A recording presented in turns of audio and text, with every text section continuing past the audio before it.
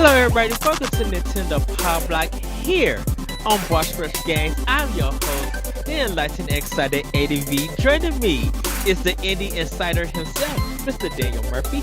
How you guys doing tonight? Yes, the devastating dungeoneer himself, Mr. David Lasby. Hey everybody, happy to be here. And we have a special guest joining us this time. He is the Nintendo lore of gaming, Mr. Jacob Taylor. Hey, what's going on, everybody? Hello, guys. How are you? We was having a good conversation beforehand. But before we get into housekeeping, welcome, Jacob. How are you? How are you doing? I'm doing great. I'm excited to be here. I've been dying to talk Nintendo stuff with people, so this is wonderful. This is an excellent time with me. How are you? I am doing good. Would you like to introduce yourself to anybody who's hearing about you for the first time? Yeah, sure. So I'm Jacob. I go by Galutrad everywhere on the internet. Galutrad. I am a Nintendo fanboy through and through. I've always been a big fan of them, and you know, I'll dip my toes in elsewhere and then just go right back into Nintendo stuff. I try to keep things positive and just move through life that way. Okay, all right. Well, let's jump into this good old housekeeping because you guys, we got a discussion. We was already in a good discussion, and we had to save it for the show.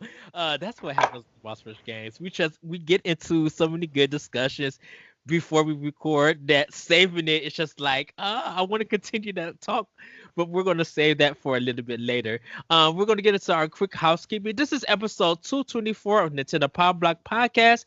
Each and every week we come together to talk about games and everything we love about them with our friends.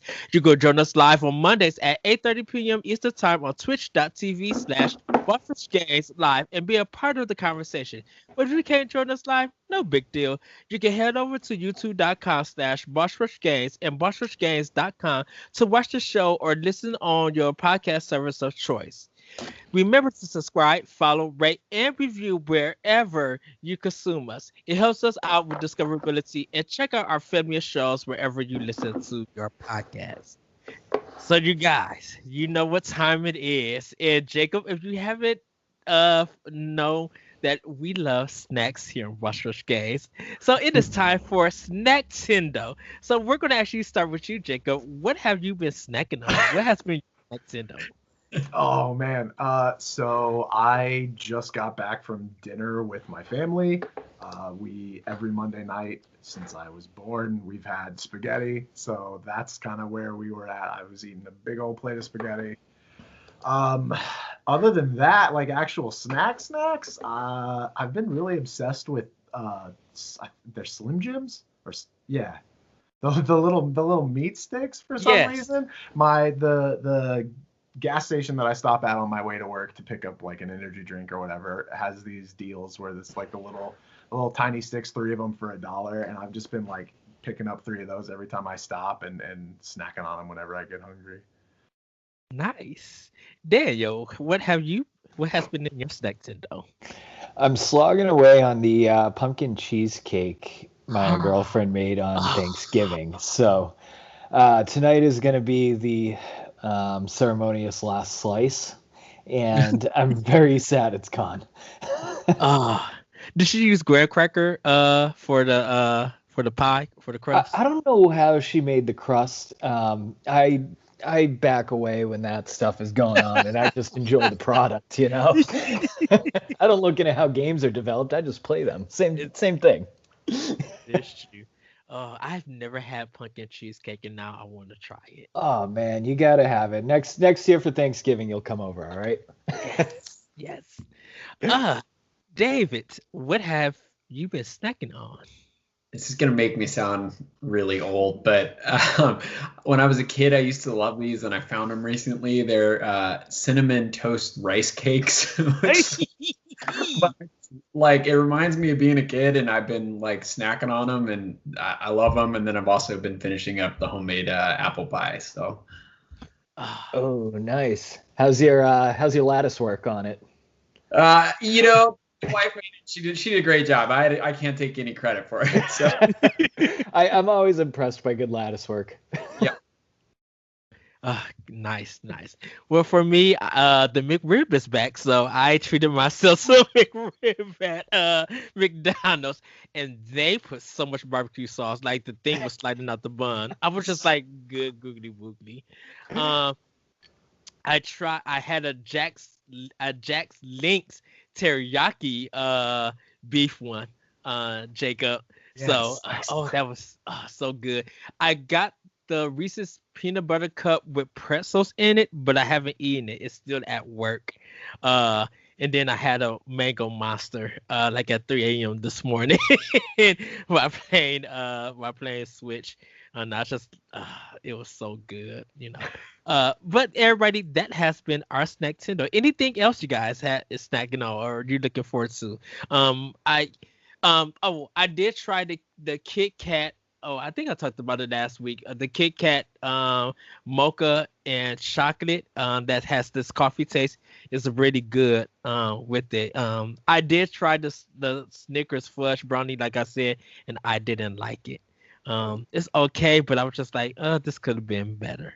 Um, but and the strawberry milk that I had, Fairlife, that I had was really good too. So, um, but I gotta soon give up all the good of sweets because I'm asking my sister for Christmas to get me a ring fit. Oh, Oh, sweet. So, fun. uh, I'm going to have to cut a lot of food out. I don't want to, but I might have to. But everybody, that has been our snack tender. We're gonna get into our Game Effect events, and you guys might like this one. This kind of is part of my Twitter handle of at that retro code. I'm going to be talking about the Konami code. The Konami code is a special combination of buttons that appear in several Konami games. It was widely popularized due to its inclusion in the NES home version of Contra 1988, where it allowed the player to obtain 30 free lives. Since then, the code has become part of the popular culture in general, even appearing in many non-Konami games and diverse media, such as clothing, advertisement, and non-gaming related software. And this is some history. The code was first used in the 1986 release of Gradius for the Nintendo Entertainment System, but was popularized among North American players in the NES version of Contra, for which it was also dubbed both the Contra code and 30 Lives code because of its nearly necessary use in the game. The Konami code was created by Kazuhisa Hashimoto, who was developing the home port of the 1985 arcade game Gradius, a horizontal scrolling shooter released on the NES in 1986. Finding the game too difficult to play through during tests, he created a cheat code to give the players a full set of power-ups normally obtained gradually throughout the game. The code was still present in the release version after Hashimoto forgot to remove it. Players discovered and shared the code. The Konami code was thus included in the series' other sequels and spin-offs. And of course, everybody know up, down, left, right, BA. And if you're doing two players, select start. And I believe he did pass away, Kuzuhisa Hishimoto. Um, and people put on his tombstone the Konami code. So yeah, that is some game fact events that you guys could take. So next time you guys play Contra on the Contra Collection on your Switch, PlayStation, or your Xbox One, or even PC, you could thank him for putting that code in the game. But we're going to get into our Femi News. Tales series is celebrating 25 years, and on December 15th, they are broadcasting. Now, I've become known with the Tales series because of Tales of Symphonia for GameCube. And we know that Tales of Arise is supposed to be coming to PlayStation and Xbox. Have you guys tried any of the Tales games or anything? Surprisingly, no. For being such an RPG lover, it's one of those series that I've really wanted to give a try, and I just never have.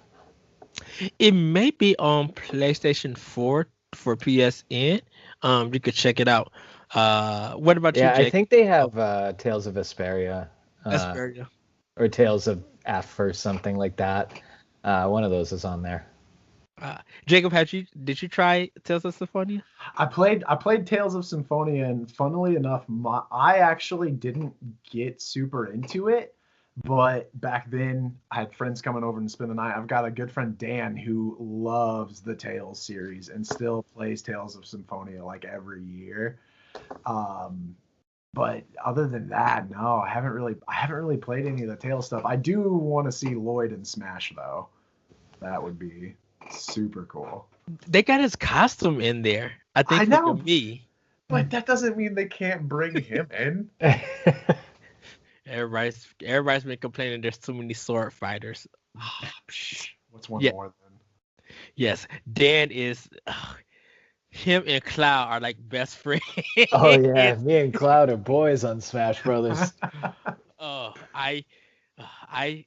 Because Samus Aran is my main, Ryu is my second, and so I literally tried to be him, get him in the air, and no, it wasn't working. So, what about you, David? Have you tried the Tales of Symphonia or the Tales series? No, I haven't. I wish I have. I had. My brain's still back on the Konami code, though. I'm thinking about how many times I died on Contra growing up, and how I wish I had known that. I have a Twitch stream, and I think I downloaded it. It may still be on there. I gotta see. I actually can get through Contra without using the code one player. Oh my god, I would love to see that. Can I ask a question about the Konami code real quick? Have y'all seen? So it is up, down, down, left, right, BA, or select start. Have y'all seen it improperly represented as up, down, left, right? Does that ring a bell to any of y'all? Because I feel like my brain is telling me, is arguing between it being up, down, or up, down. Because I feel like it's been both. So it hasn't been both, but Teenage Mutant Ninja Turtles, the arcade game for NES, used almost that code, but didn't. Because you gotta press up, B, down, A, left, right, start, something like that. They ended up changing it for the Turtles, because it gave you 9 lives for the arcade game on NES. Okay. I hate to like kids these days, but kids these days don't know how cruel video games can be. Right? Those two games. Oh my goodness. I do love when people say kids these days. And the fact that I can relate to it. Yeah, I think of kids and even some adults who play retro games like the NES Online. If you go back and try to play those games, you still have that muscle memory, or B, it's harder than Bloodborne. Like I have this little thing. Oh, it's beautiful. It's so beautiful. My muscle memory is still there for playing Super Mario Brothers on it, and I'm like, incredible. For the people listening, it's a little Game & Watch that they released a little while ago. Oh my god! But I kind of just use it as a clock now. Oh, it's so beautiful. For my desk. I haven't seen one of those in the wild yet, man. I want one so bad. Yeah. Oh yeah, they're out there. I went and bought it day one at GameStop. I remember actually playing all 32 levels because I would do the code, I would do the cheat, but I actually beaten that game full out with just Mario, and I didn't do the turtle trick or nothing, just I beat it. And then Mario Brothers 2, the Lost Levels. Oh gosh, that is a hard game. It is hard. It's hard. It's so bad. It's just a bad game. It's such a troll game. Like I hate troll levels in Mario Maker, and then there's just Mario 2. That's a whole troll game. I still think Ghouls and Ghosts is the hardest video game ever. Like, yep. Oh yeah. That I would say this game called Dungeon Masters, but I don't think all the people who play Neo and Bloodborne, I don't think they'll make it past the first level of Ghosts and Goblins. Like that game is challenging, with Bloodborne and stuff. It's just like you still have a safety net. You don't have none in Ghosts and Goblins. Like you got to play that game all the way through and then replay it all the way through to beat it. And it's just too much. My life just cannot do it. Now, Mega Man, I could get through with ease. Mega Man don't take me no time. Besides Flash Man, him. We're gonna move on to the next story because Persona 5 Striker was leaked and there's more news to come. So they showed the trailer that Persona 5 Striker is coming out to Switch and PlayStation on February 23rd. This is another Hyrule Warriors or kind of a Warriors game with Sega Atlas and Koei Tecmo. What did you guys think? Were you guys planning to get this game? We know Joker is in Smash, but we still don't have Persona 5 for Switch. But are you guys planning to get this game? And do you guys think that Hyrule Warriors was enough for you? Is Persona 5 Strikers what kind of game is this? I actually don't know about it. It's like Warriors, it's like Hyrule Warriors. So yeah. It's like that kind of game. You are in a kind of arena thing and you got to go different places, but you got to beat up all of these enemies. So it's like that, and then there's some kind of story attached to it. Yeah, I've never played a Persona game, so I'll pass on this one. Because you're not a warrior style fan, right? You know what I mean? That's not. Yeah, well, Age of Calamity is my first warrior style game, and like I don't dislike it, but I'm not loving it either. That's fair. Yeah. Yeah. David, would you play Persona? My only experience is just with Joker on Smash. So I mean, I have friends that just love it, and at some point when I get through my backlog of games, I would be open to trying it out. I like warrior style games, so. Okay, and I don't know if they're doing a demo or anything, but like I said, more details to come. What about you, Jacob? Have you? I love Atlas. I can't bring myself to buy, especially a warrior style game, without having ever played the game that the characters are brought out of. Persona 5, it needs to come to Switch so bad in order for me to want to be even interested in this game. Like everybody, like I would take Persona 5 Royal for it. Like just give me the update version. Like I will rebuy everybody. We bought Dragon Quest 11 for 12. Is it 12? No, 11. For Switch, and which everybody, when you watch this, they have dropped the price of $49.99, so you could get that and the Dragon Quest 2. Yeah, for $49.99. Is it just digitally or is it physical too? I don't know. That's a good question. Because I made double dip in that. I'm probably gonna end up getting this one because I played Persona on PlayStation, and I beat 3. I'm still working through 4, and I have 5, but I haven't beaten it. But I kind of want to see where this one goes. So before we get into our last story, we're going to talk a little bit about the Game Awards. Because Dan, you mentioned what are our predictions for Nintendo for the Game Awards? Yeah, I was just the Game Awards, I know last year Nintendo was a little bit of a no-show, but I thought it'd be kind of fun to talk about if you think Nintendo is going to have any sort of big announcements out there or anything. For me personally, I don't think Nintendo's going to announce anything huge like the Switch Pro that I believe is coming out in March or April, which we'll segue into. But I do think we will get maybe a couple of smaller games. I have read out there that there's a 2D Metroid that has been completed in development. I think we could see an announcement for that and hopefully even a Christmas release. At this rate, it looks like we're going to get a Smash reveal every 3 months until Fighters Pass 2 is over. That's also something I would expect to see, especially since Joker was 2 years ago. Mm-hmm. So those are my 2 predictions for Nintendo coming into this. What about you, Jacob? I could see a Smash Brothers reveal easily. I really think that they're just going to go in with a trailer. What it's for, maybe Breath of the Wild 2, maybe Metroid. Like finally get some more info on Metroid Prime 4. But I just don't. They've been so quiet the rest of the year for everything. I don't see them suddenly changing their tune for the Game Awards. All right. What about you, David? Well, I just think Nintendo is so good at doing things we don't expect. And so, just expect to, favor their directs for new information. They change things up. I still go back to that Breath of the Wild release that just stunned everybody, right? So, I could see something happening here. Honestly, what I'm hoping for / think might actually happen is an announcement that Samus is coming to Fortnite.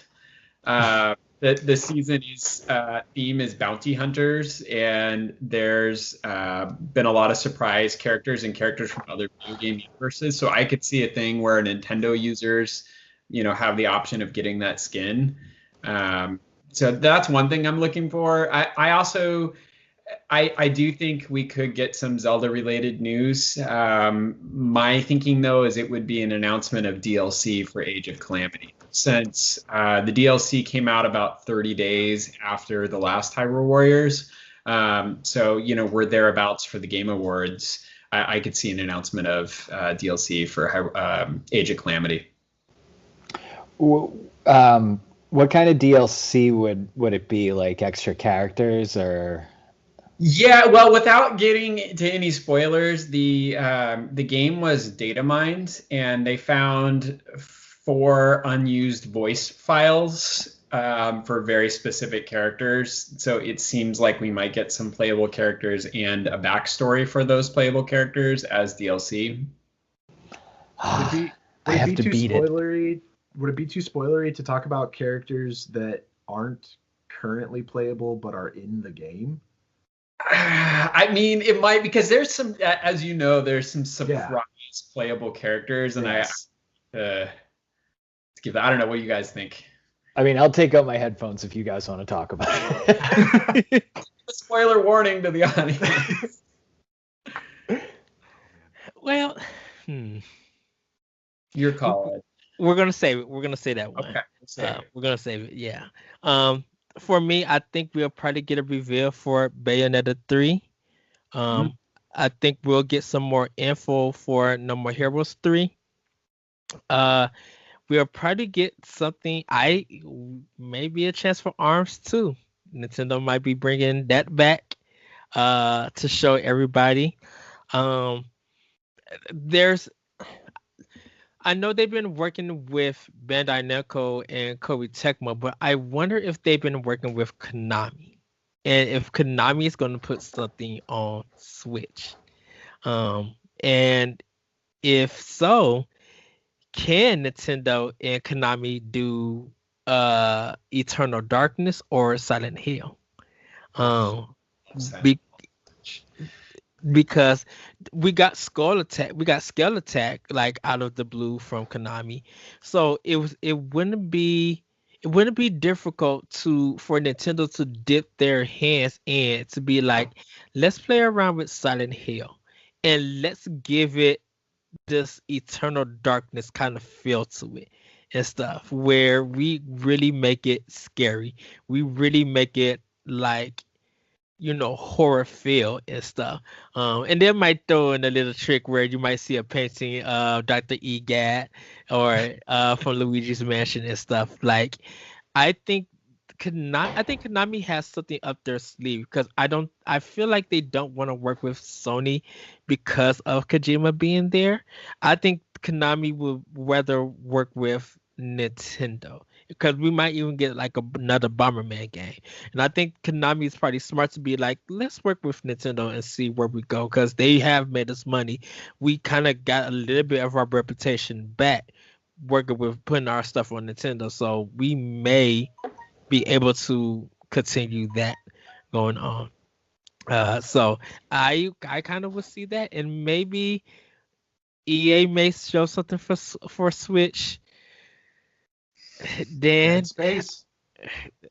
I really hope that they show that Mass Effect for Switch.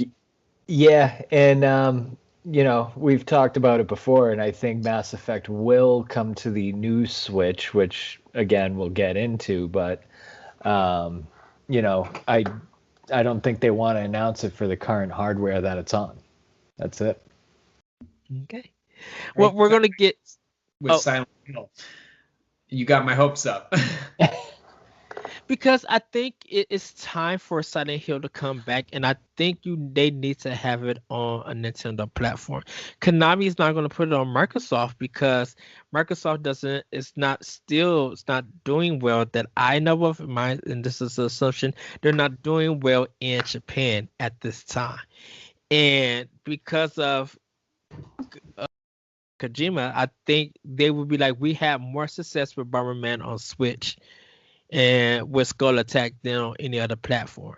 Of course, that Metal Gear Survivor didn't do well for them, and Metal Gear 5 did something, but that caused a lot of problems. I think they would be smart to do a Silent Hill on Switch, and I think that would bring more of the survival horror fans and the community to Nintendo. So if they want to play Silent Hill, it's exclusively for Nintendo. Silent Hill is the series that always does like a wacky ending along with other endings, right? Yes. I want to see them put Luigi from Luigi's Mansion as a playable character, like an unlockable character. I wonder if Square Enix will, of course, Bravely Default 2, but I wonder if they would. So excited. I wonder would they remake Parasite Eve for Switch? Parasite Eve, like Third Birthday. Oh my god, I haven't played. That was on the PSP and then the PlayStation 2, right? No, the original was PlayStation. It was this like shooter RPG hybrid. It was a blast. That game was so good. That was Square, right? That was Square. Yeah. Damn. Yeah, and like if they remade it and put it on Switch, I don't know. I don't know what the response would be because they would get my money. What do you think the chances are of a Bravely Default and Bravely Second remake on the Bravely Default 2 engine? I think that's Bravely Second. I think they would drop that unexpectedly at the Game Awards. Like you could buy it right now. Okay. Oh, that's because it's I like that. I like that. It's kind of like what they did with No More Heroes. Yeah. Because I'm like, it's a 3DS game, and so they probably been working on it. Why not bring it? And probably if they want to bring the first one, I say do it as a 2-pack for $50. I'd buy that right away. Same. So, look, I want my Link Between Worlds on Switch already. Oh, man. Yes. Dan's got to try that. So we were talking about that the other day, right? You gotta find yourself a 3DS so you can. Absolutely. Yeah, I've never played a handheld Zelda game. Oh my gosh! What? I know, I'm a total heathen. No, not a heathen. There's so much fun to be had.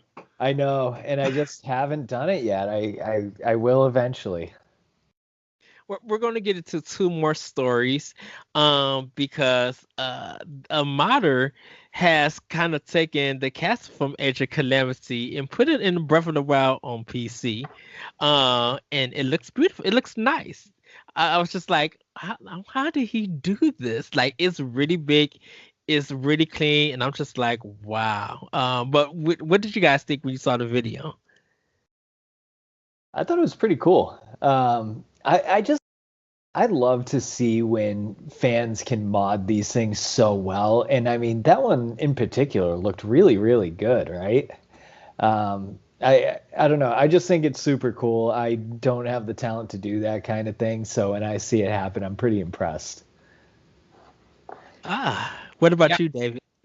I mean, I thought it was great. I mean, we knew once we got to see the inside of Hyrule Castle in Age of Calamity that it was just a countdown until somebody did that. Because that was one of the main things that I think people that play Breath of the Wild wanted, was to see that castle in its kind of restored glory. And there was a few rooms like the Great Hall that you never quite have access to in Breath of the Wild because they're blocked off. And so to get to go and explore those, I mean, it just really made you want to see it, in its entirety without monsters, being able to explore. And one of the things that I really like in the mod is that, you can kind of spar with some of the guards, the royal guards standing out there, who have their, appropriate weapons and attire, and they kind of respond to you the same way like the Gerudo guards do in the regular Breath of the Wild. And it was just really well done. I'm sure Nintendo will put the band hammer on it soon, but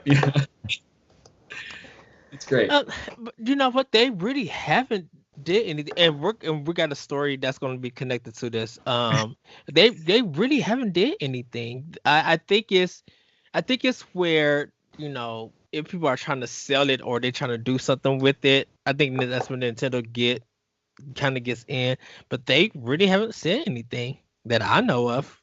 So, what about you, Jacob? When you seen it, what's your thoughts? So I'm going to play a little bit of a devil's advocate here.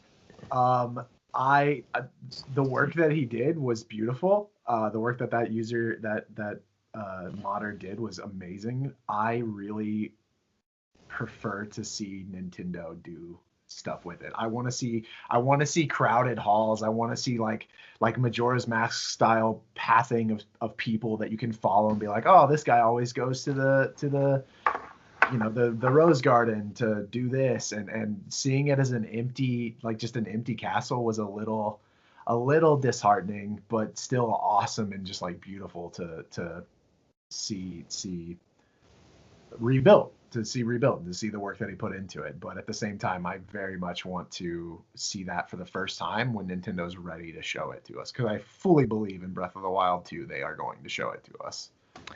I would like to see it in 1440p. See that in like high def, and just because someone did a 4K version of Breath of the Wild, and just with the ray tracing and stuff, and it looks beautiful. And I would love to see Nintendo's touch on the castle, and having it on the Switch Pro, and just be like, like it's just like angels are singing out, and just seeing that art style and what they would create for it, I'd be like, man, this is crazy beautiful. Which kind of leads to another modder who is once again having people cry foul to Nintendo.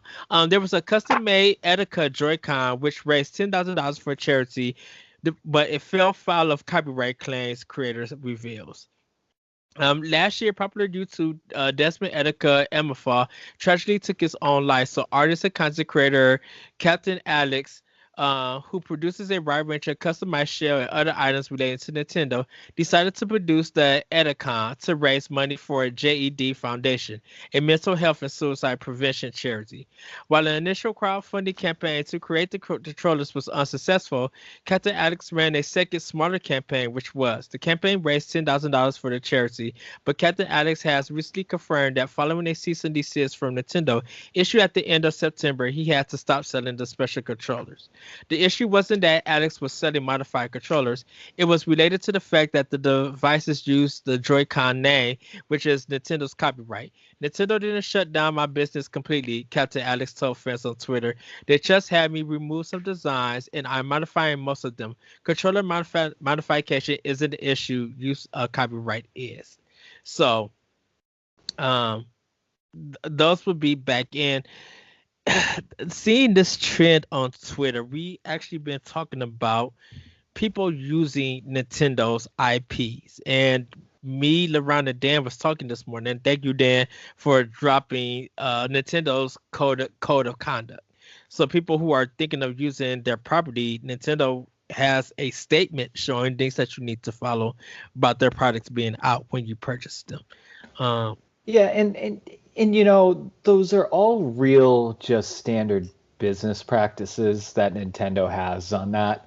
And I know people are upset about it because Etika was, such an important part of the gaming community, and he really brought just this joy to people. It's so sad that tragic ending, but you know, at this, so if you look at it from both angles, like, how is anybody still surprised that a company would try to stop someone from openly selling a modded version of their product?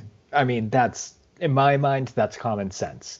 No matter what you're doing it for, you don't take somebody's product, you don't buy a Mac, slap some stickers on it, and then go and sell it as, you know, a Mac with stickers, right? So in that sense, it's like, okay, you could have been a little bit smarter about it, but if Nintendo sees something like this, there's a different way to reach out about it, right? Ask them how you can help. Like, ask them how there's like a copyright way to do this and how to do it right, because this is so important to people, and people should be able to have, like, enjoy this. You know, it's not really harming anybody, and clearly it's very much helping with a charity towards, you know, suicide prevention. So it's like, you see why Nintendo does it, because it's very obvious that you shouldn't be selling their products as your own. But at the same time, Nintendo, come on, be human. But it feels like Nintendo, when he said that they didn't like take my company down or anything. It just feels like you can't be doing this with our names on it or with our designs on it, because if your Joy-Con drift happens, they can't ship it back to fix. Right. You already broke the warranty because you're taking this in and putting something else that we don't make. So we're getting 15,000 Joy-Cons with this thing on it, that a product that we didn't make. It becomes a problem. Nintendo can't fix it. You can't even pay them to fix it. They're going to send it back to be like, you broke your warranty. Now, if Nintendo does decide to fix it, you're going to be paying some money for that to get it fixed. And they're not, you know, they appreciate what, I think Nintendo appreciates what they're trying to do with it. But if you just took stuff that's not connected to the company and you sold it, I think Nintendo is fine with it. Right, You know? and that's what we were talking about in our discussion today, the three of us with Laurent. And it's like, if they made a wrap for the Joy-Cons and just sold it as Etika wraps and didn't use the word Joy-Con, didn't use the word Nintendo, didn't associate it with it, you know, that's one thing, and that's how you can do this, right? But you don't take the whole Joy-Con and sell it as a Joy-Con. Again, that is common business practice. This isn't, you know, Nintendo versus the world. Like, literally every company would do this. Right. David, were you going to say anything? Yeah, I mean, I guess that was my question too, and I was like, am I just being stupid here, or why couldn't they just sell the stickers, right? Like, why? Mm-hmm. You know, but I guess maybe their thinking was it would raise more money by selling a complete modded Joy-Con, right? Like maybe it would bring in more money per sale or whatever for the charity. But I don't know. I mean, it seems like that everybody should have seen that coming. Yeah, and I think they did the actual Joy-Con because they painted on it and made it like almost like custom, you know? Right. And Jacob, go ahead. Any thoughts on this? Just to echo what y'all are saying, is it sucks because you want the company that you love to be human and to have like a heart and be kind about it. There's like Dan said, there's a ton of different ways that they could go do it properly. But at the end of the day, not even counting like all the stuff of like what anyone who does this sort of thing could come out as something that's like just bad about them, and therefore now is whether they meant to or not, is now a bad look to the Nintendo, the company. Mm-hmm. They can't even guarantee if you send in your own Joy-Con that you get the same color back. So if you send in a pair of custom Joy-Cons, they're not going to fix it, because they will not send you that same thing back. It's just not going to happen. And that becomes a whole nother problem of, well, I sent in this super special, cost me X amount of money Joy-Cons that I bought for a charity, for whatever. And then for them to just go, nope, sorry, we trashed it because it wasn't our product. So Like that's never going to look good on them. So they had to go the route that they chose. Could they have done it nicer? Absolutely. But at the end of the day, they are a company and they have to run a company. Otherwise, we get nothing. And capitalism has existed in video games for 30 years. Where have you been? Yeah, right. If you don't believe, if you don't understand what's happening here. And it's not even video games, because like if somebody modified Starbucks cups and sold them, Starbucks would send a cease and desist. It doesn't matter. Exactly. It doesn't matter. Right. And it's like the same thing with the Big House situation, where they're using a modded version of a game, and people are screaming bloody murder over this on the internet. Now, outside of Twitter, nobody actually knows about this. Yeah. So you know what I mean? Nintendo really doesn't care that much. But it's like, it is a modded version of their product. Like, it's not what they sell. And now it's just being broadcasted to the world. And go ahead. Oh, go ahead, Jacob. Well, I was just going to say because I listened to y'all's last week's episode and talked about that. That is actually worse than the Joy-Con issue, because the Joy-Con issue, Nintendo still makes money off of the person who bought the Joy-Cons to customize them. If you have an old game that Nintendo doesn't sell anymore and you make it better than the games that they're currently selling, you are now stealing profits from them, whether you mean to or not. And that's the problem, is they won't sell Ultimate because someone has Melee. They're going to play on Melee online. And it's because that community wants to stay with that game where all of us has moved on. I don't understand that. Well, this is the thing I don't understand. If people have such a viewpoint, and these people are mad at Nintendo and crying foul, and they're never going to buy the product, why are you not modding anything Microsoft's or Sony's? Why?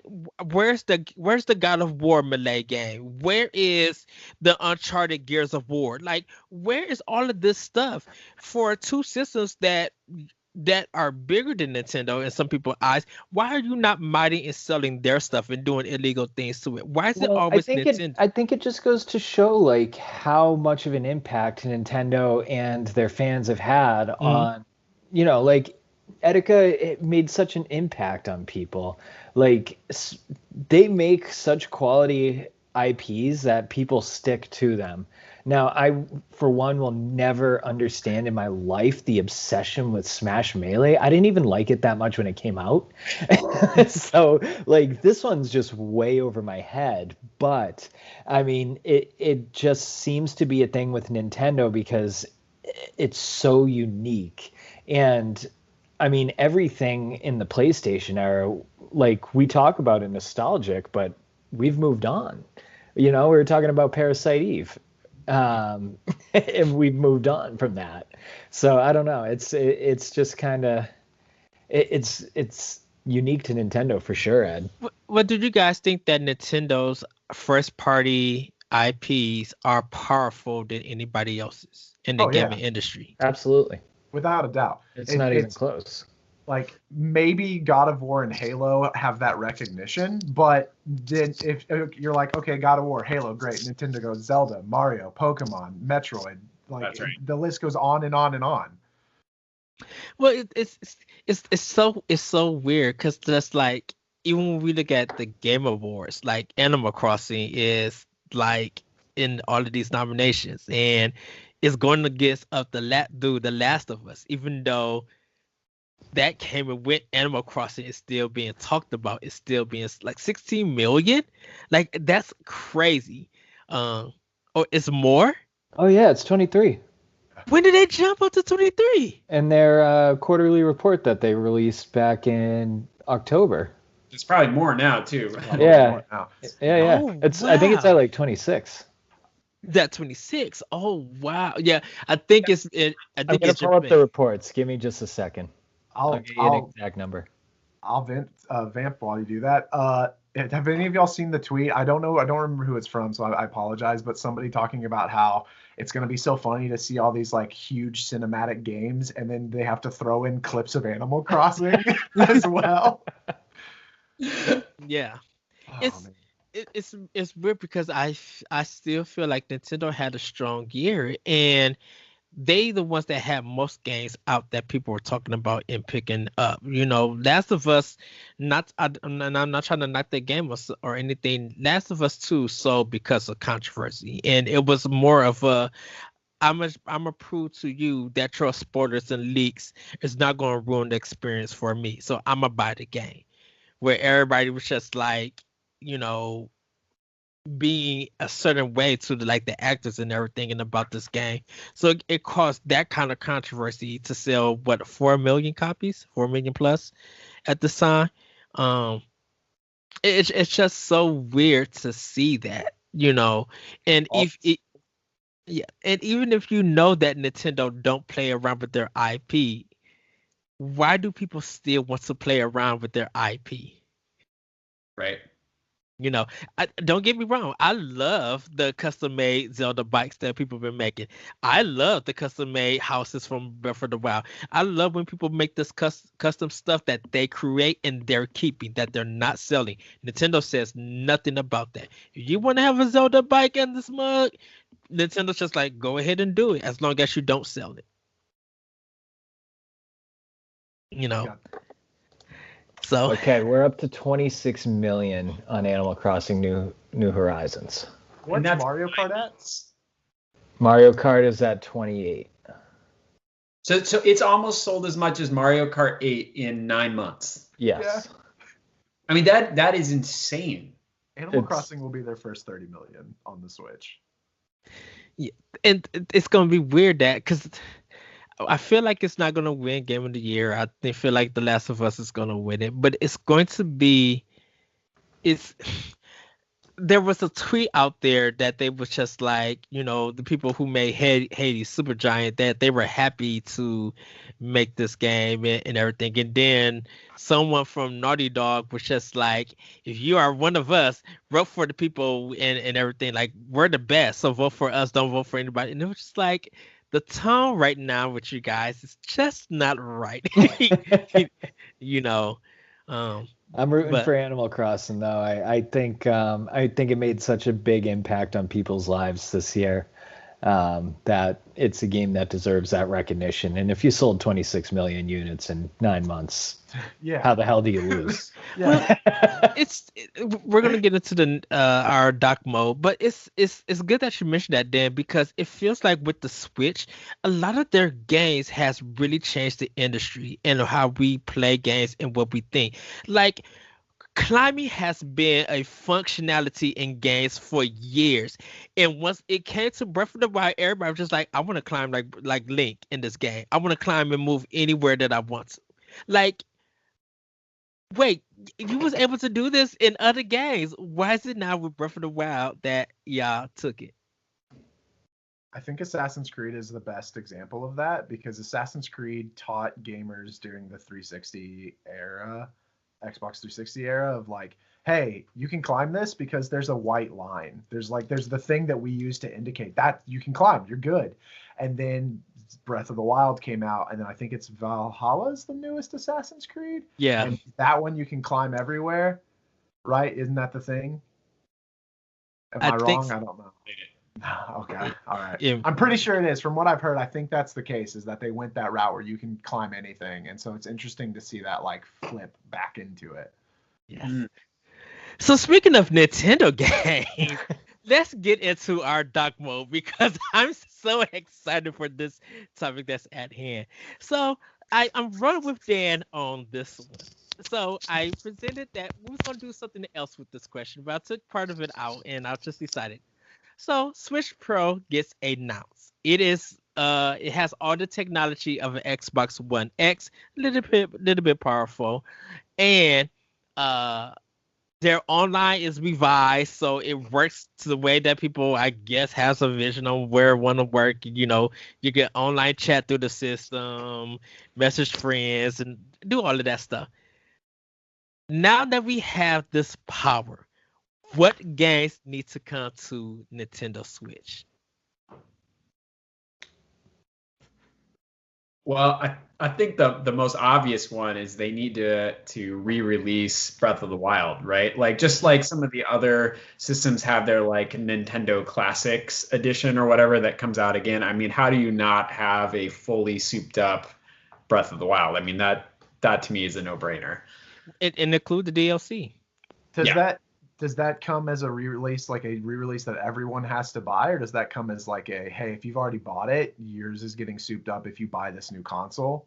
Like, because I imagine they'd have backwards compatibility, right, with whatever the Nintendo Switch regular games are, like they did with the new 3DS. You may have to rebuy the game.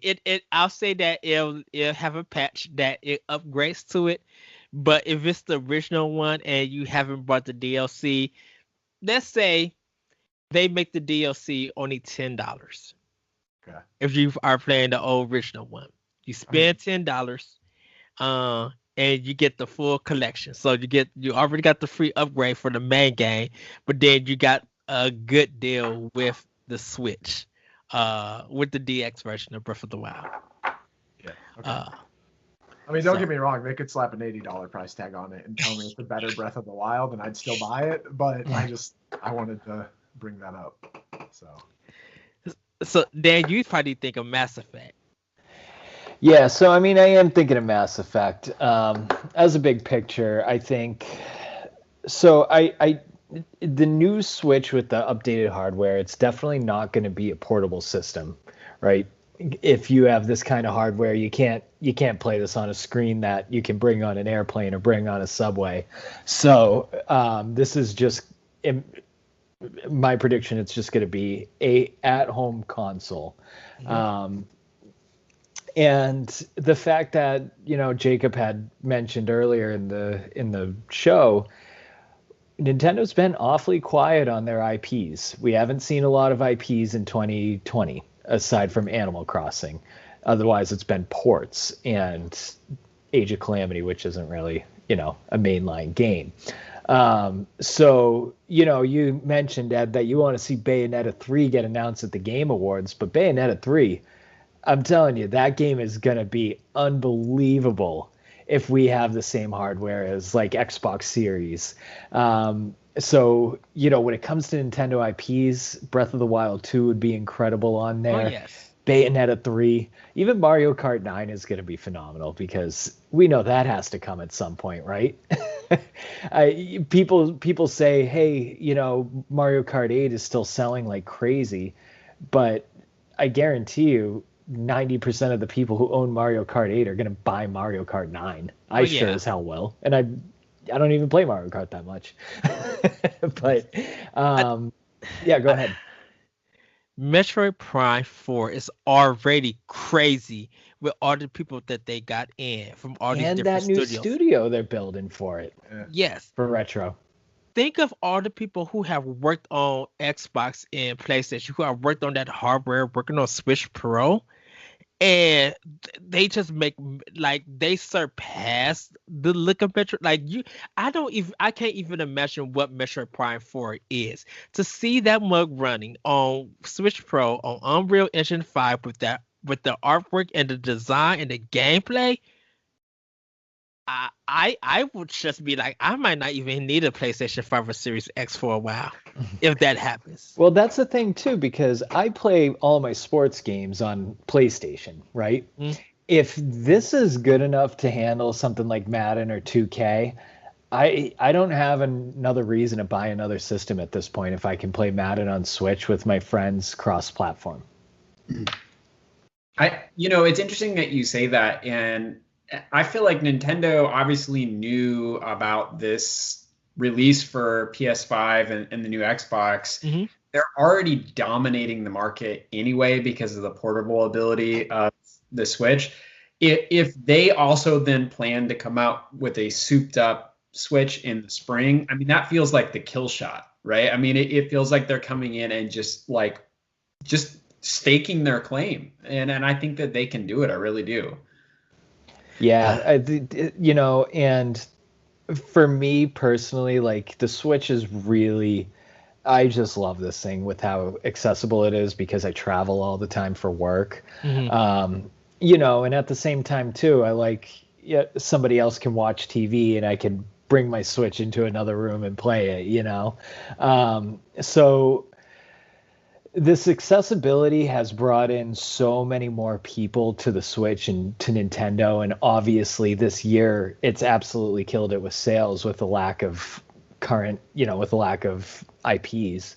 And like David said, like if this Switch Pro has this hardware, this is bringing in all the people who don't like the lower hardware, the lower graphics, and that brings in an entire different crowd, which in turn, Ed brings in Mass Effect, brings in EA, brings in all these other games that want to be part of the sales, right? Because I feel like you got no excuse saying that the system don't got power and it don't got a big fan base. We're 70 some million fans that own the system. We will become more if you put your stuff on Switch Pro, and you will see a jump of your sale of your games on this particular system than anyone else. Because I want Titanfall 2 to come to Switch Pro. I want that game to come hard and be like, if y'all missed it on PlayStation 4 or Xbox One, you guys have a time to redeem yourself to play this game. Give me Mass Effect Andromeda if you want to, EA. I'll take it. Give me Grand Theft Auto. Well, don't give me Grand Theft Auto. I'll take Red Dead 2 over Grand Theft Auto. But yeah, I do, just to see what if. Okay, so Twilight Princess, a 1440p version of Twilight Princess. 35th anniversary. Man, and Twilight Princess is already such a gorgeous game. But would they do a Twilight Princess up-res and not the obvious Ocarina of Time up-res? They're gonna all-star it, just like they're gonna all-star it. But I'm serious. Could you imagine? I believe it. Their releases with the souped up Switch is here's this Zelda 35 with Twilight Princess, Ocarina of Time, and throw something else in there, Wind Waker. I mean, yeah. I think I would just be like David and Dan, Celeste, and Jacob, Corey, Boss Rush, save me. You'll just literally see me on the ground to be like, I can't. Man, to think about this kind of system in the market and having all of these big name games from 2K, from Activision, maybe we could get a Call of Duty if they want to, but really see a lot of Japanese gamers take advantage of this. Man, it would be crazy. And then we still got indies who would still make an impact on the system. Yeah, and I mean the current Switch is an indie machine. I absolutely love it. I love to see that Nintendo promotes them, and I wouldn't have played most of these games if it wasn't for the Switch. I've fallen in love with Celeste, Evergate, Hollow Knight, Kunai, so many good games, and I hope that's a trend that continues for the Switch Pro. But you never know with hardware and on the TV console. But what I wanted to ask you guys, I mean, all this limited release, everything ending on March 31st, what do you think of that? Where are we going with that? What is Nintendo doing?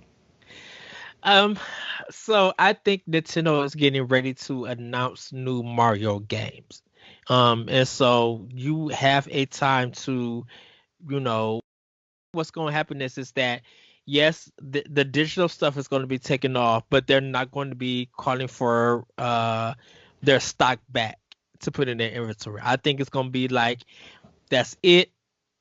Anybody who wants the game now, you need to go out and get it physically. If they're out of the stores are out of it, that's it. We're not making no more. That's all. I think because the thing about it is that everybody has had enough time, a 6-month window time to buy this game. You have time to, get this game. We're not going to keep it on the shelves just to take room up, because don't forget, Nintendo is paying stores for that room for their games to be there.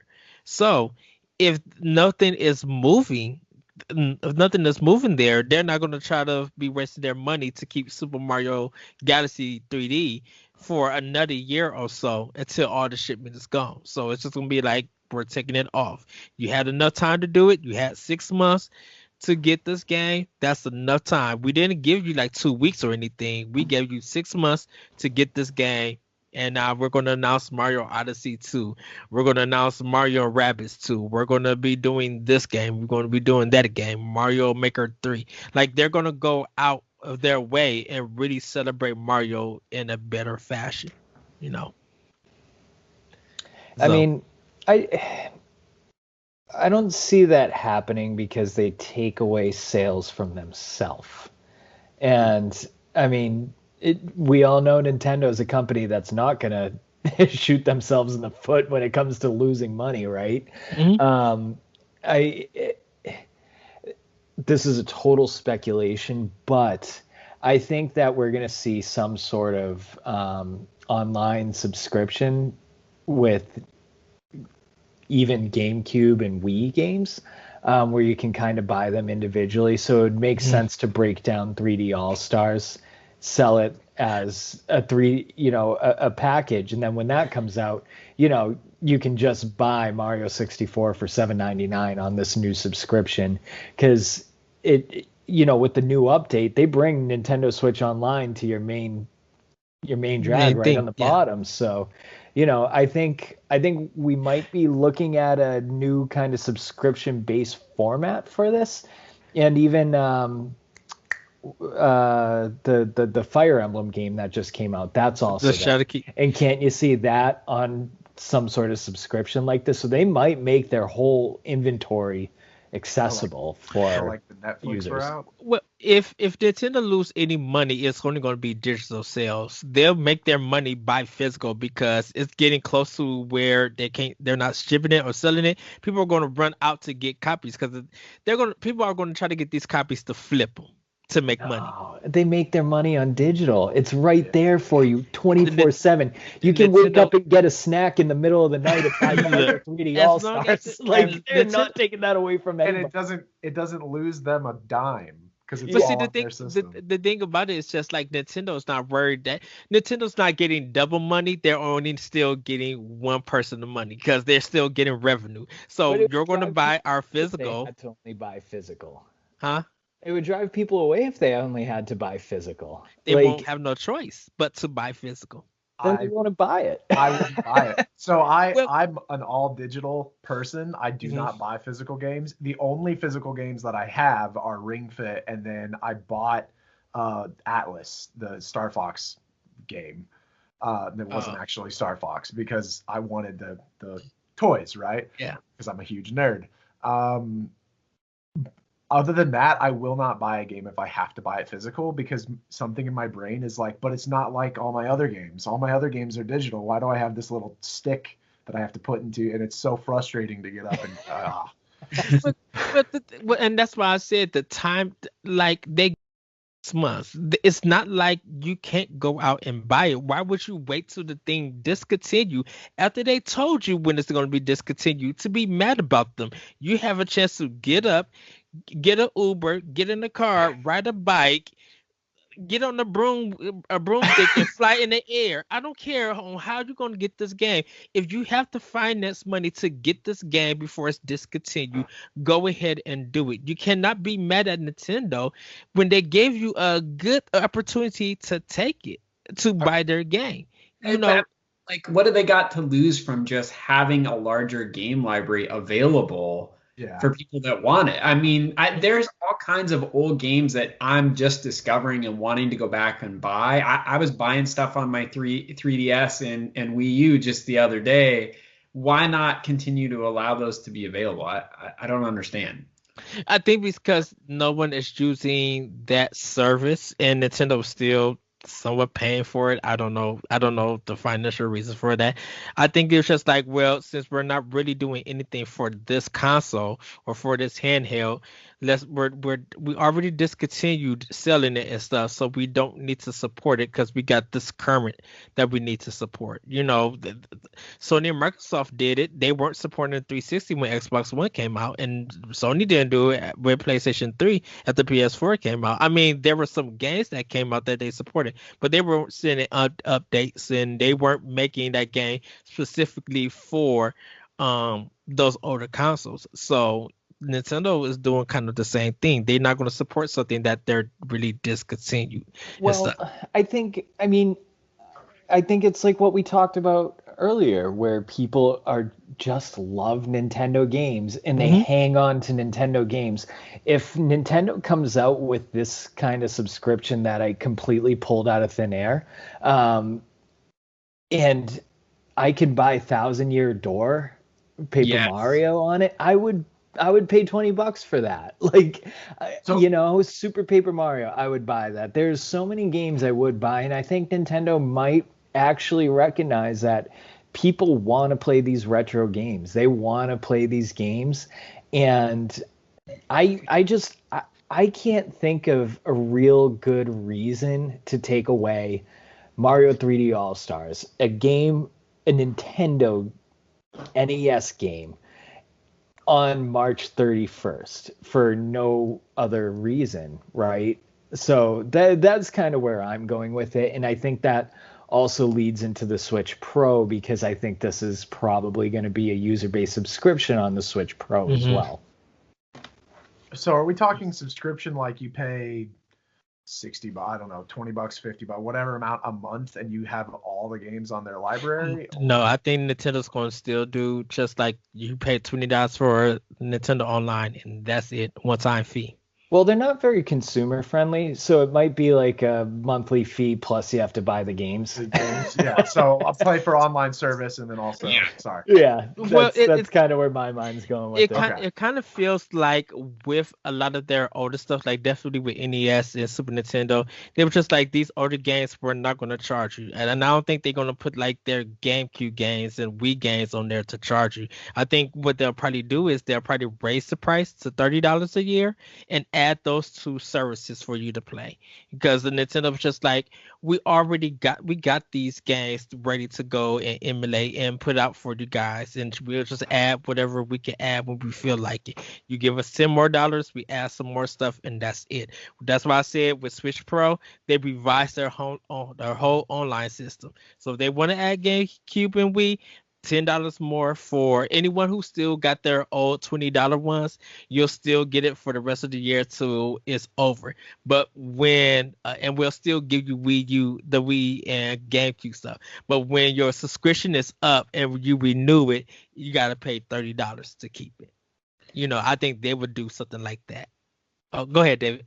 Could I just jump in? It's related, but slightly change the topic. Thinking about a Switch Pro, I think one thing that is kind of nice with the Switch now, and I'd like to see improved on a bit, is the data transfer. This is something that I have to do a lot because my kids have two Switch Lites, and then I have my main console. I don't know how often you guys have to do it, but it takes probably about like 7 to 8 clicks of going through to transfer, upload data from one into the cloud and re-download on the other. But even so, it's really nice that I can use different switches and have my same file and profile. And I wonder, with a console like a Switch Pro that's dedicated to being docked, essentially, if there's a faster, more efficient way that they'll create to transfer or access your data on your portable Switch. And I do wonder if a new online membership would be related to that in some way. Have you done If any transferring since the update last week? I don't know if I have since the update. Yeah, because they did an update where they made it easier for you to transfer cloud to cloud. And that's when I said to Ed on that episode, I said, Ed, that means it's coming out. Oh, I haven't done it since the update. There's a So setting. that might be easier then. Check it out and let us know. Okay. Oh, go ahead, Uh, Jacob. I was just going to say that, yeah, to that, there's a setting. There used to be a setting that said it would automatically upload cloud Mhm. data. And now there's an extra one that says it will automatically download cloud data when you're connected to like Wi-Fi or something. I did want to mention, because I've never entertained the idea of a Switch Pro that is always docked.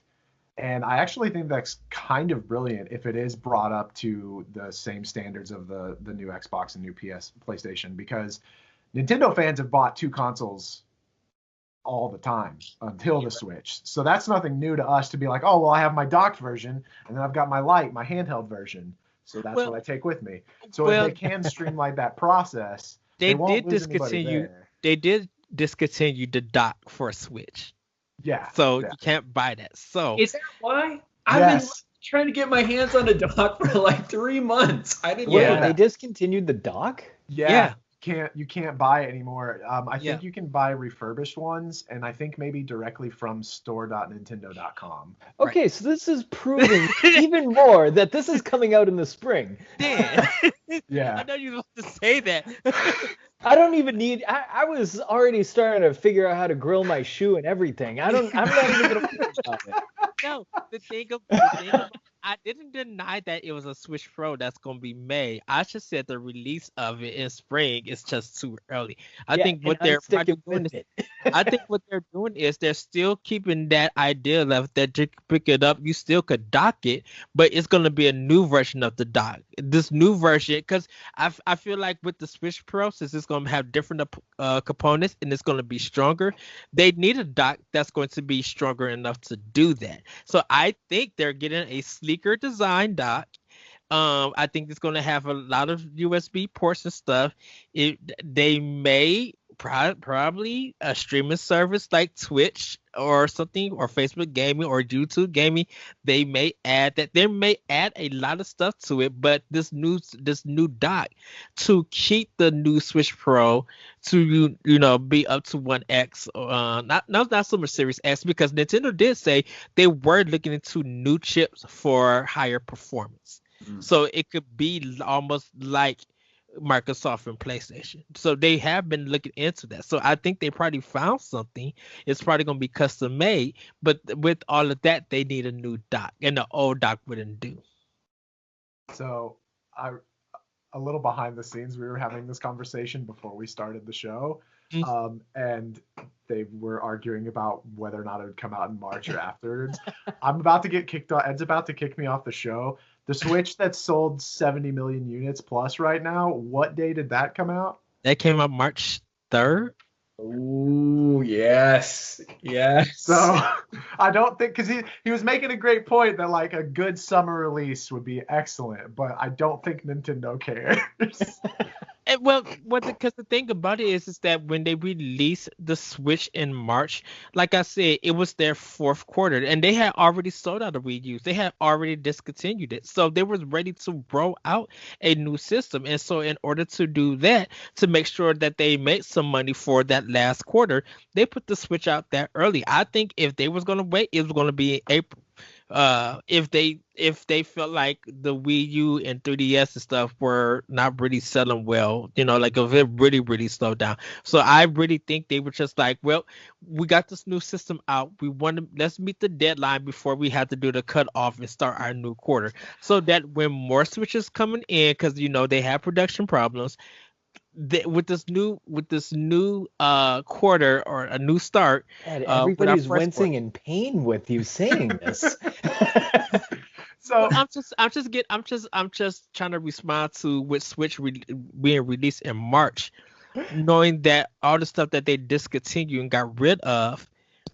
I don't think I don't think that Switch Pro is coming out in March. Why would you try to put that system out by the end of your last quarter? Why not just start in April?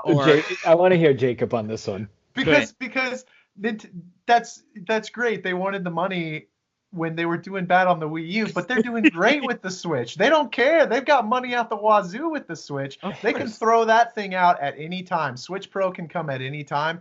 Imagine this, right? The stage is black. It's dark, right? He comes out. Oh my God, my brain just blanked. Doug Bowser? Yeah, Doug Bowser comes out onto the stage on March 3rd, 4 years ago. We released the Nintendo Switch. Today, we released the Nintendo Switch Pro. And everyone goes nuts! No, they can't do that! That would be so cool. The dock being canceled is the linchpin for me. I've been trying to find that thing for months, and I didn't realize it was discontinued. I mean, that makes perfect sense to me now. I didn't even know the dock was discontinued. Yeah. And I already have I could hold my conspiracy list up here for why it's coming out and touch the ground. Now it's even longer. and that's what I and like I said, I did not deny that a Switch Pro was coming. I just think that March is too early No, for we're it to all in come. agreement that it's coming. That is I'm coming. telling you, it's Now, coming. I would say, like I said, now, what if it doesn't come out in March and it comes out in May or June, like I said, then what?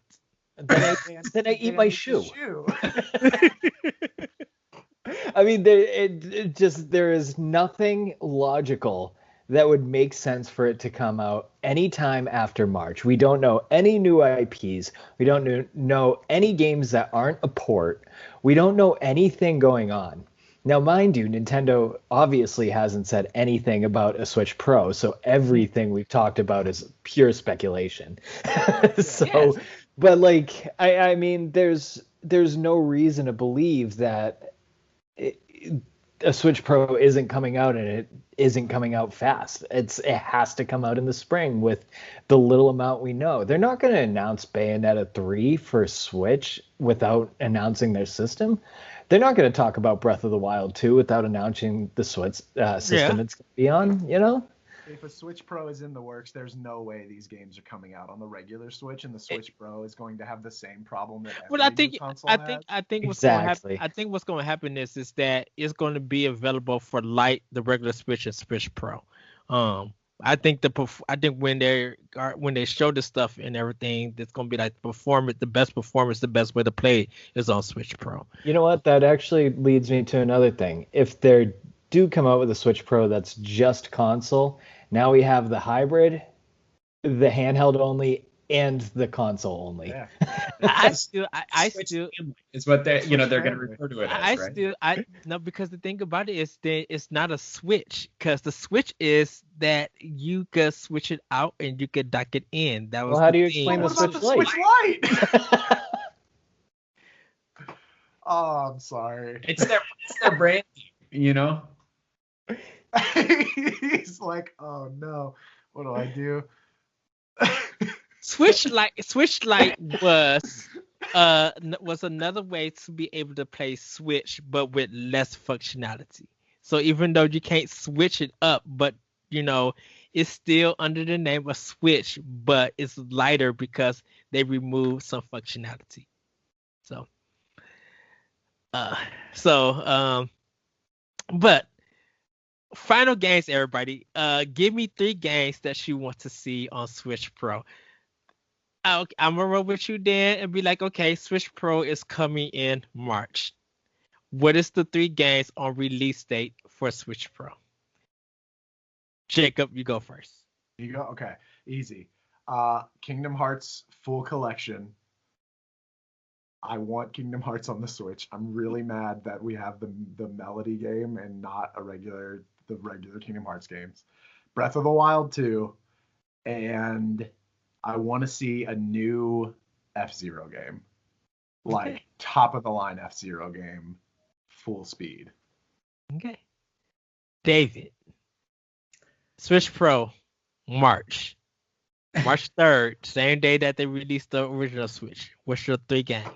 Obviously, Animal Crossing HD.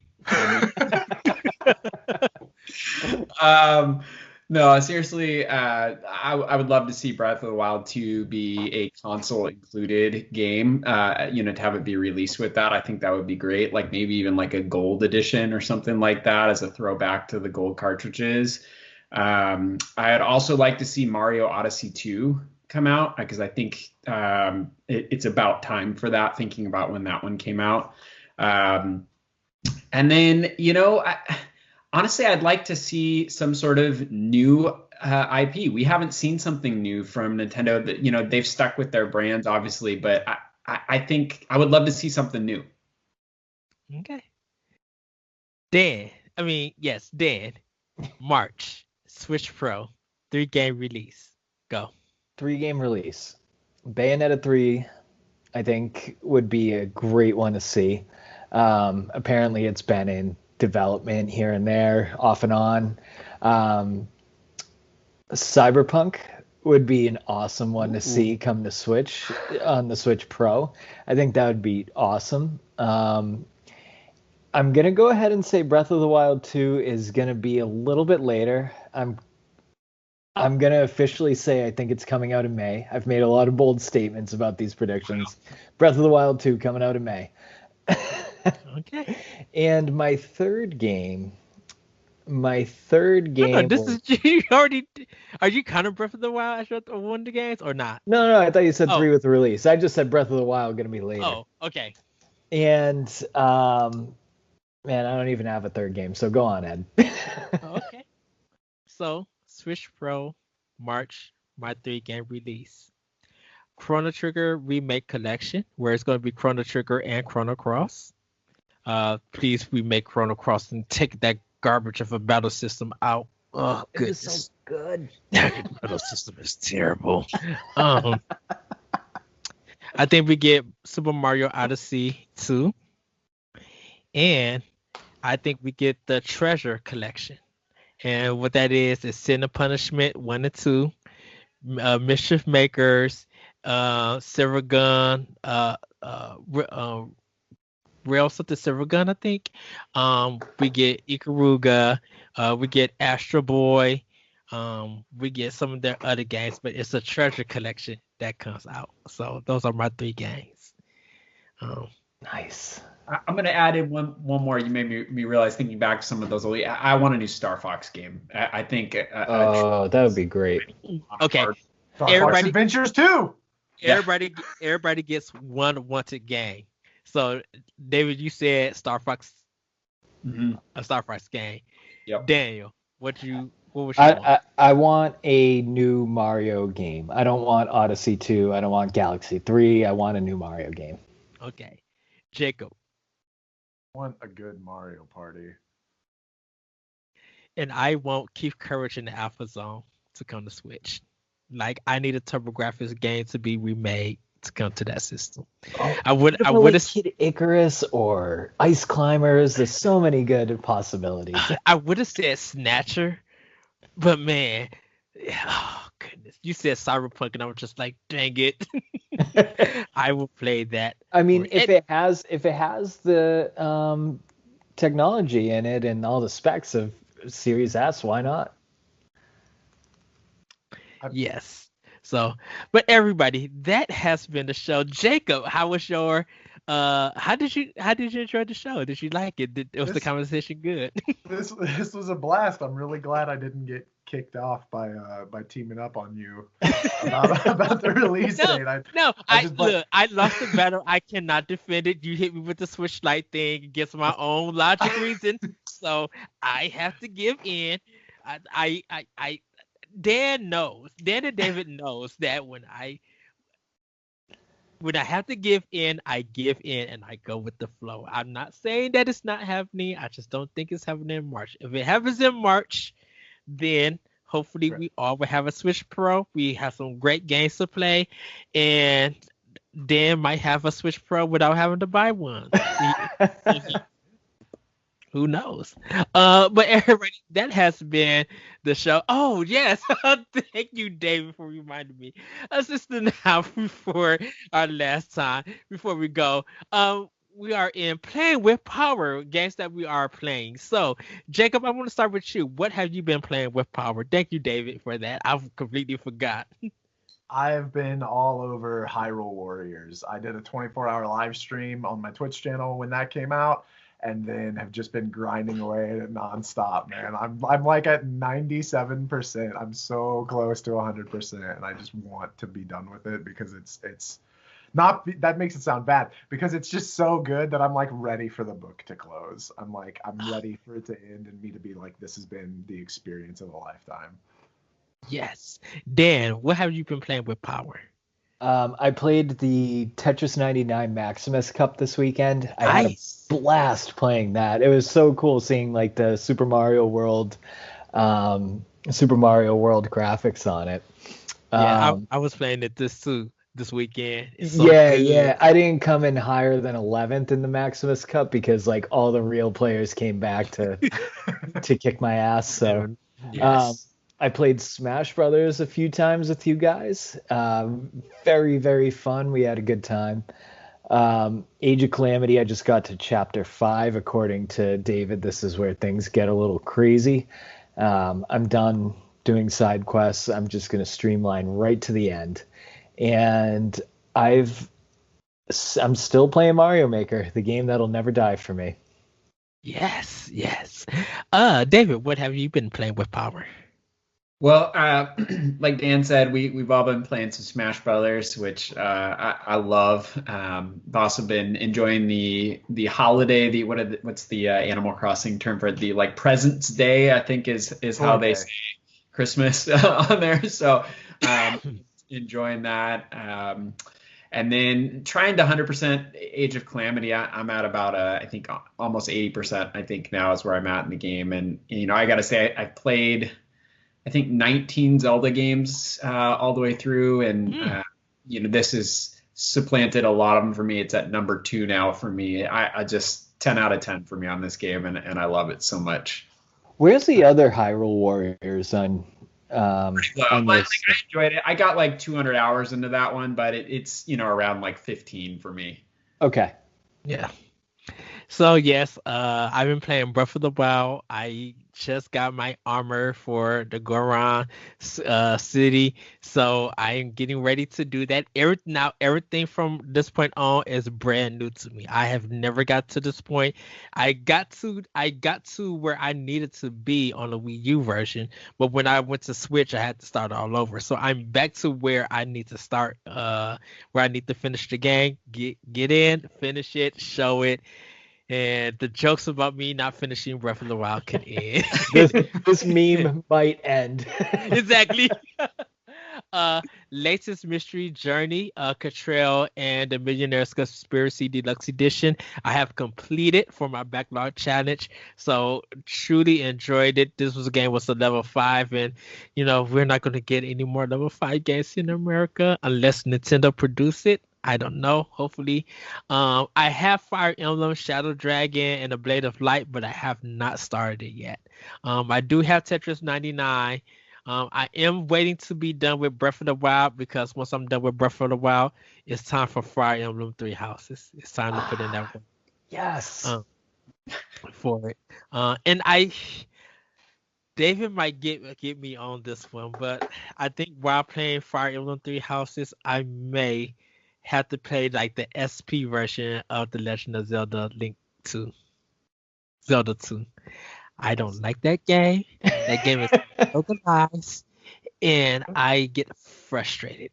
Ed, when you start playing it, I'll play it with you, and we'll share frustrations, and we'll try to beat it together, okay? Yeah, this rewind feature is life-changing. It's like a completely different game. It really is. So everybody, that has been Nintendo Pow Block. Jacob, thank you. David, thank you. Daniel, Jacob, thank you. Jacob, where can we find you at?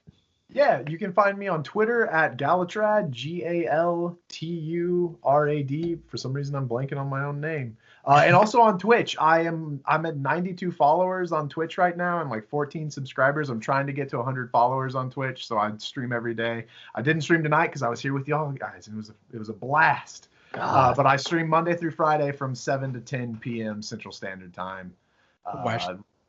People gonna watch this and hop on Twitch and get your 100. Oh man, I hope so. Dan, where can we find you? You can find me at DCDM99 on Twitter, and you can find our podcast band, me, David, and Celeste. We do that one together. You can see that on our expansion pass. It's on Apple Podcasts and Spotify. And find our articles on bossrushgames.com. Yes. David, where can we find you? Yeah, a couple of places. You can find me at David Lasby on Twitter. I also write articles over at zeldadungeon.net. And lastly, at themighty.com, I have some articles there as well. And congratulations on you and your wife. Latest article, really, really good. Speaking about trauma. Another yes, thing The Haunting of Bly Manor. Yes. So very cool. Very good article. Very good. Yes. You guys can find me on Twitter at @RetroCode. You can check out Optional Opinion on SoundCloud and other podcast apps. You can check out Boss Rush Podcast, Arsenal X, Crossroads, Band, 1v1 Talk the Walk recap and other podcasts at boshrushgames.com and on our YouTube page, Boshrush Games. Check out World 101 Podcast on podbean.com. And yeah, if you guys want to follow me on Twitch, I'm at the Lyrical One. And if you guys need, my Switch code is on my Twitter page at that retro code. So you guys could hit me up and I will add you to play games. Cause man, we got a lot of stuff covering this. Switch Pro is up there with their online, and it comes out in March. Dan won't have to eat his shoe. But with that, everybody, we will see you next time on Nintendo Pow Block. Bye, everybody. Woo-hoo! See you later, everyone. Bye, everybody. Later.